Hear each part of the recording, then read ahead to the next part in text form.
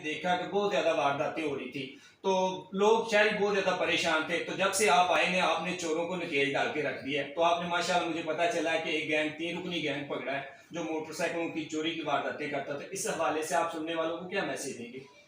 जी भाई, ये मोटरसाइकिल चोर गैंग था।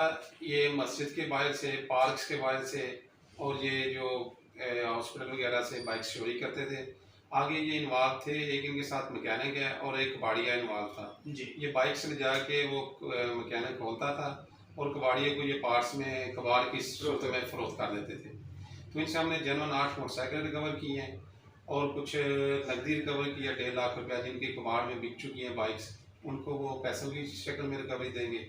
तो इनसे टोटल हमारे कुछ 14-15 FIR चलान हो रही है। बाकी भी इनसे दूसरे थानों की भी हैं, B डिवीज़न की है और A डिवीज़न की भी है। ये पहले भी रिकॉर्ड याफ्ता है या अभी यानी कि पहली दफा ये पकड़े गए?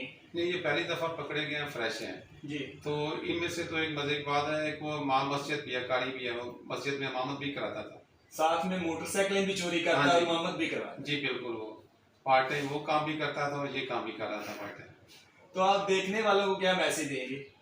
जी, देखने वालों को ये ज़्यादा इनसे जो पूछा है, ये ज़्यादा यही कहते हैं हम वो मोटरसाइकिल सेलेक्ट करते थे जो थोड़ा सा पुराना मॉडल हो, जिनका लॉक वगैरह ना हो।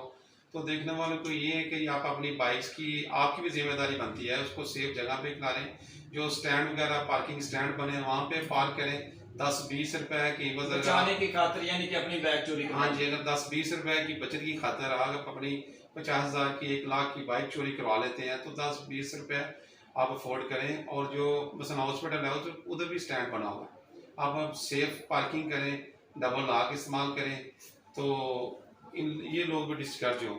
जब इनको इजी मिलता है रास्ता, बाइक्स को लॉक नहीं लगा होता या वीरान जगह पे खड़ी होती है, तो ये इनके भी हौसले बुलंद होते हैं, ये ले जाती हैं, फिर आहिस्ता आहिस्ता ये आगे बढ़ते बड़े चोर बन जाएंगे। जी नाजरीन, ये थे मलिक फैज SHO साहब थाना सदर, जो दुबंग SHO हैं, जिसके आते ही